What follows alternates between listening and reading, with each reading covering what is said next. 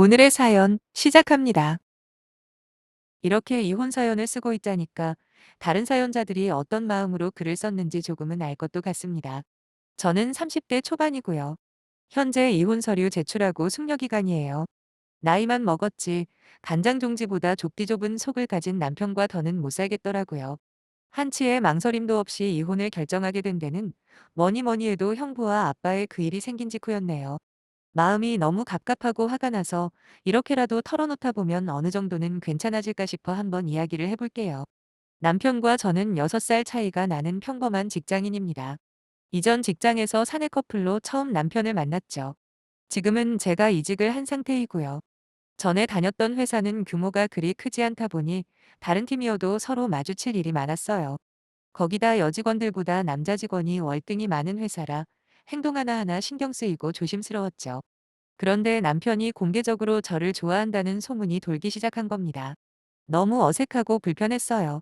왜 다들 아시잖아요. 같은 회사 내에서 사적인 소문이 얼마나 와전이 되고 심지어 전혀 다른 이야기로 변질된다는 걸 말이에요. 그래서 저는 일부러 남편과 거리를 두고 지냈습니다. 실제로 남편이 저한테 직접적으로 들이대거나 하지는 않았어요. 하지만 소문은 끊임없이 저를 괴롭히더라고요. 결국 하루는 회사 단합대회에서 남편이 발언 기회를 얻더니 그러더군요. 자기 때문에 제가 마음고생하게 된 걸 너무 미안하게 생각한다고요. 그러면서 저에 대한 마음을 접겠다고, 그러니까 다른 사람들도 이제는 저와 자신에 대한 소문을 멈춰달라 호소를 하는 겁니다.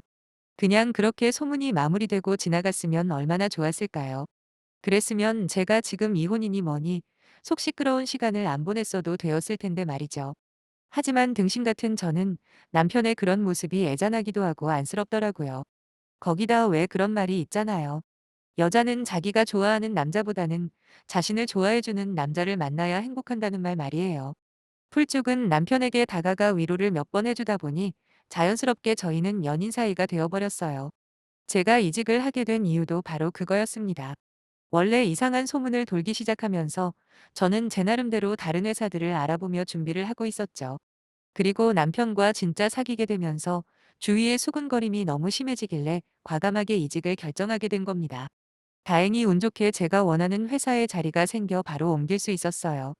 원래 다니던 회사와는 비교하기도 민망할 만큼 연봉이나 미래 비전이 좋은 회사라 그 점은 지금도 남편에게 고맙게 생각할 정도라니까요.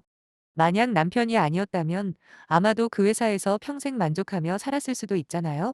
아무튼 남편과 연애를 시작하고 1년도 안 돼서부터 남편은 걸핏하면 결혼하자는 소리를 하기 시작했어요. 사실 연애를 시작할 때부터 제가 그랬거든요. 33은 지나서 결혼하고 싶다고요. 하지만 남편은 나이가 있어서 그런지 어차피 결혼할 거 31에 하나 셋에 하나 그게 그거 아니냐며 저를 설득을 하더라고요. 그렇게 한 달을 넘게 고민을 했네요.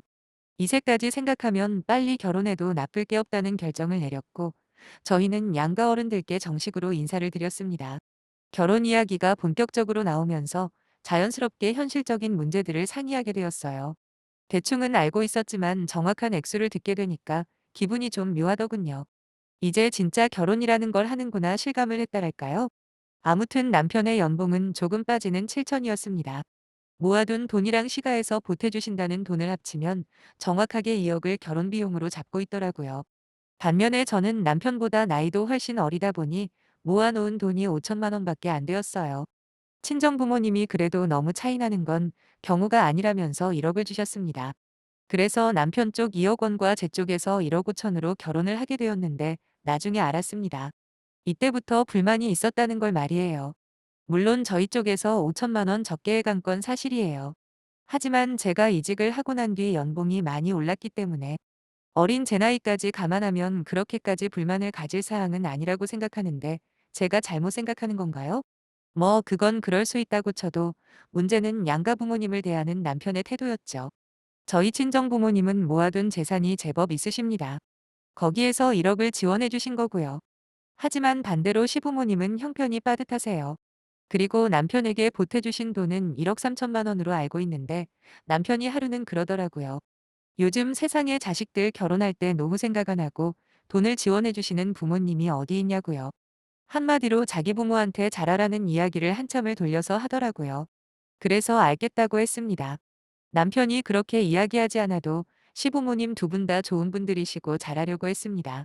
막말로 자식 결혼할 때 돈을 보태주는 게 부모로서 무조건 해야 될 의무는 아니잖아요. 그래서 시가에 갈 때마다 저는 싹싹하게 며느리로서 최선을 다했어요. 딱히 어머님이나 아버님이 저한테 함부로 대하시는 분들도 아니셨기에 잘해드리려 노력하는 게 아무렇지도 않았죠. 하지만 이런 제 마음을 자꾸만 불편하게 만드는 건 남편이더군요. 저한테는 딸 같은 며느리가 되어 달라는 사람이 정작 자기는 저희 집에만 가면 무건수행을 하는 게 아니겠습니까? 처음에 몇 번 갔을 때는 어색해서 그러나 보다 하고 넘어갔어요. 원래부터 말이 많은 사람도 아니었고요.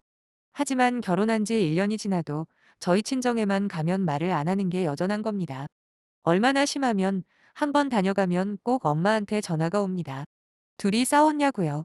그럼 저는 아니라고 대답을 하는데 어찌나 속이 상하는지 몰라요. 지금이야 뭐 친정 부모님도 그러려니 하시긴 합니다만 이런 남편이 더 안 좋게 부각되는 이유는 따로 있습니다.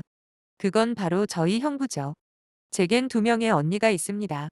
큰언니는 현재 외국에서 교수 생활을 하는데 아직 결혼은 안 했어요. 아마도 평생 혼자 살 것 같은데 그거야 모르죠. 아무튼 둘째 언니는 저보다 2년 일찍 결혼을 해서 지금은 조카 하나랑 잘 살고 있거든요. 그런데 형부는 정말 다정다감 끝판왕이라고 할 수 있을 만큼 정이 많고 표현도 또 많이 하는 사람이에요. 제가 봐도 우리 집 아들인가 싶다니까요. 저희 부모님이 어디 가야 하거나 힘든 일이 있으면 누가 부탁하기도 전에 자기가 먼저 나서서 챙겨드리고 또 모시고 가고 그럽니다. 언니나 저나 그런 형부를 가리키며 딸보다 사위가 낫다는 농담을 할 만큼 그렇게 든든한 아들 역할을 잘하는 형부예요. 물론 그렇다고 모든 사위가 형부처럼 해야 한다는 고리타분한 생각을 하는 건 아닙니다. 그러니까 저희 집에 못하는 남편이라도 같이 살았던 거겠죠. 사실 사람마다 성격도 제각각이고 표현하는 방법도 다른 법이잖아요. 하지만 저희 부모님 입장에서 생각해 본다면 과연 두 사위 중에 누가 더 이쁘게 보이겠습니까? 저 같아도 형부를 고를 것 같아요. 몇 시간 동안 같이 있어도 말 한마디 제대로 안 하는 사위보다는 항상 옆에 와서 살갑게 신경 써주고 자주 얼굴 보러 오는 사위가 당연히 더 좋지 않겠어요. 그래도 저를 비롯해 친정 식구 중 그 누구 한 사람도 남편을 바꾸려 시도한 적 없습니다. 형부를 볼 때마다 아쉽기는 했어도 뭐 우리 부모님한테 싹싹하게 해라든가 아니면 형부랑 비교하면서 저렇게 좀 하면 안 되겠냐 같은 잔소리도 한 적 없어요. 거기다 여전히 저는 시부모님께 잘하려고 노력했고요. 그렇기에 이혼을 결정하고도 한 점 부끄러움 없는 것 같네요. 그러다 남편과 크게 싸우게 된 건 두 달 전 아버지 생신 때 있었던 일 때문입니다. 언니네랑 저희 부부 모두 친정으로 모였는데 저희가 조금 늦게 도착했어요. 안으로 들어가 보니까 언니랑 엄마는 저녁 준비에 한창이더라고요. 형부는 아버지 옆에 딱 붙어서 TV를 보며 이런저런 대화를 나누고 있었고요. 저는 남편한테 당신도 저기 가서 같이 이야기하고 있으라고 한 뒤에 바로 부엌으로 향했죠. 식사 준비가 마무리될 때쯤 나가서 보니까 남편 혼자 TV를 보고 있는 겁니다. 형부는 아버지랑 같이 화분 정리를 하고 있었고요. 아니 장인어른이랑 형님이 무거운 걸 들고 있으면 좀 같이 도와줄 법도 한데 끝까지 TV만 보는 남편이 마음에 안 들었어요.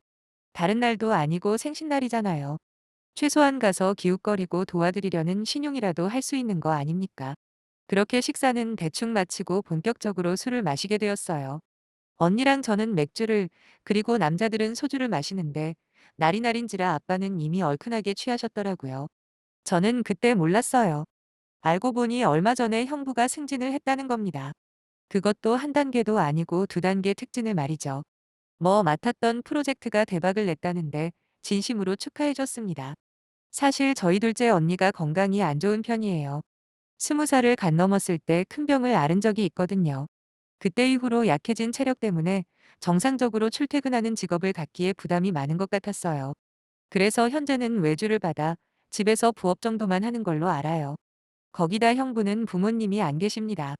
자세한 내용은 알지 못하지만 뭐 이런저런 이유로 언니네는 저희 부부보다 경제적으로 넉넉하지 못한 상황일 수밖에 없습니다. 하지만 두 사람은 언제나 밝고 긍정적으로 살아요. 거기다 친정 부모님한테 손을 벌릴 법도 한데 아빠가 좀 도와준다고 해도 늘 괜찮다고 거절을 했다네요. 실제로 언니가 결혼할 때 역시 저랑 똑같은 금액만 지원받은 게 전부랍니다. 어떻게든 자기들끼리 한번 살아보겠다고 사는 모습이 짠하다고 아빠가 몇 번 지나가는 말로 저한테 그러셨거든요. 그렇다 보니 형부의 승진 소식에 저마다 진심으로 축하를 해준 거죠. 그런데 아빠가 승진 선물로 차를 한 대 뽑아주시겠다는 겁니다. 형부 차가 되게 오래된 차거든요. 엔진 소리도 엄청나게 큰 데다 최근 언니가 건강상 이유로 병원을 다니게 되면서 차가 필요해졌어요.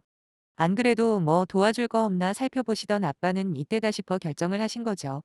솔직히 아빠 돈을 제 돈이라고 생각해 본 적 한 번도 없습니다.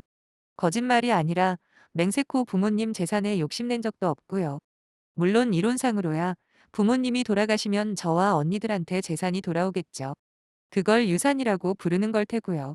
하지만 정상적인 자식들이라면 부모님이 건강하게 살아계신데 어떻게 유산을 미리 계산하고 생각할 수가 있습니까? 안 그래요? 그래서 아빠가 형부한테 차를 사준다고 말씀하셨을 때 저는 오히려 이왕 사주시는 거 비싼 걸로 사주시라고 농담 반 진담 반으로 그랬다니까요. 그러자 아빠는 나중에 둘째한테도 사줄 테니까 마음 상하지 말라고 하시길래 제가 그랬어요. 아빠 돈 아빠가 쓴다는데 누가 뭐라고 하냐고요. 기부를 하던 땅을 사던 아빠 자유라고 했습니다. 하지만 남편은 저와 생각이 많이 달랐던 모양이네요. 집에 돌아오자마자 남편이 저한테 따지듯이 말을 하는 겁니다. 차 사는데 돈을 조금 보태주시는 것도 아니고 한두 푼 하는 것도 아닌 결정을 어떻게 한마디 상의도 없이 하시냐며 화를 내더라고요.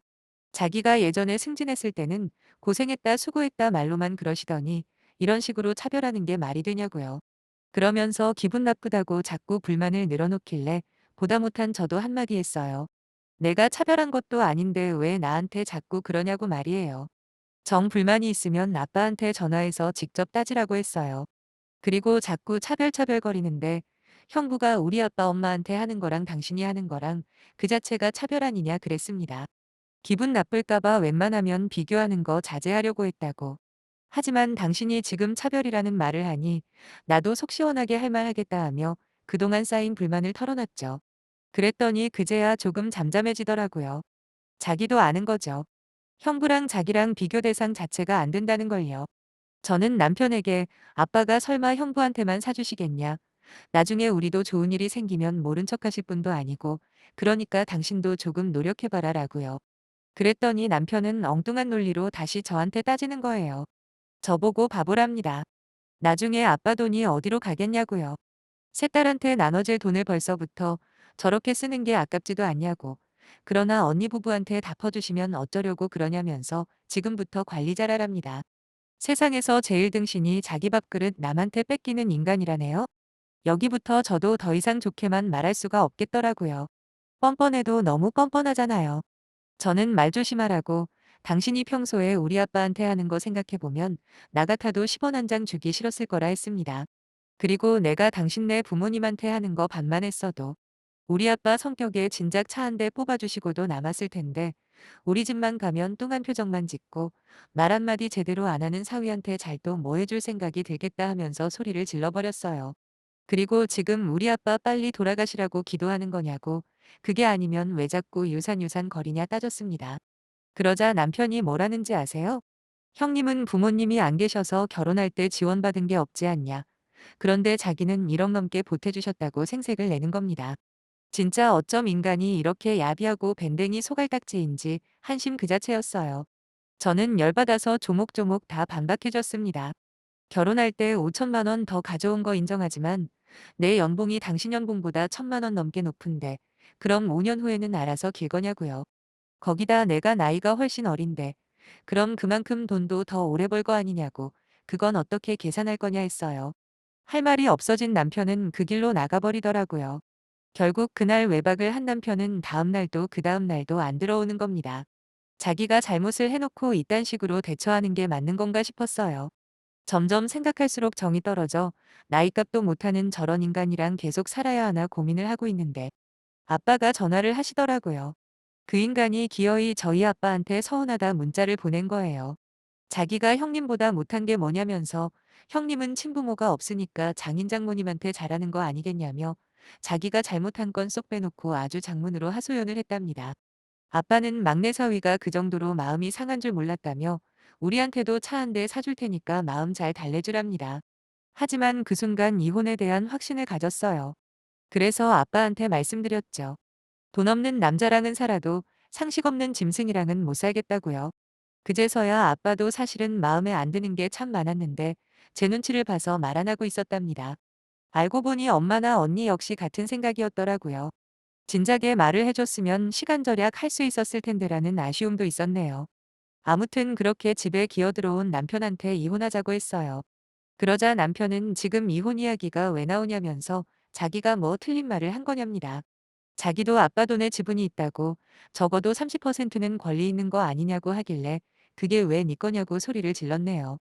유산을 받아도 내가 받는 거지 네가 받는 거냐고. 그리고 너한테 권리가 있다고 쳐도 그 꼬라지 보기 싫어서 이혼하는 거라고 했습니다.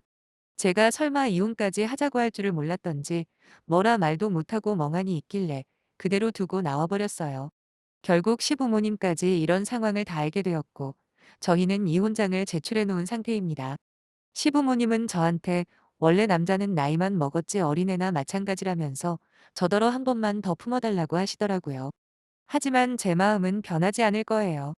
힘든 일이 있을 때 같이 의지하고 이겨낼 배우자를 찾았던 거지 징징대는 거 달래가며 키울 아들을 찾은 게 아니거든요. 무슨 일이 있어도 이혼을 꼭 할 거고요. 형부처럼 우리 부모님한테 하는 남자를 찾을 수 있을지는 모르겠지만 최소한 고마운 건 고맙게 여길 줄 알고 창피한 건 창피한 줄 아는 그런 상식적인 남자를 만나고 싶은 마음뿐이네요. 그럼 제 사연 끝까지 읽어주셔서 정말 감사합니다.